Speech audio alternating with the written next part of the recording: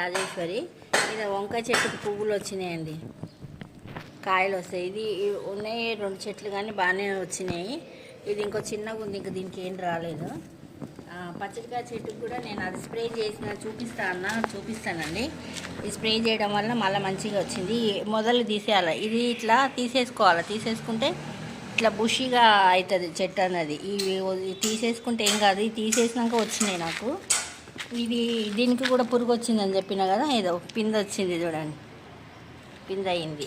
ఇది పురుగు వచ్చింది కదా, 2-3 ఆకులు తీసేసుకొని స్ప్రే చేసిన, ఇది కూడా పోయింది. ఇవి కూడా పచ్చడికాయలే.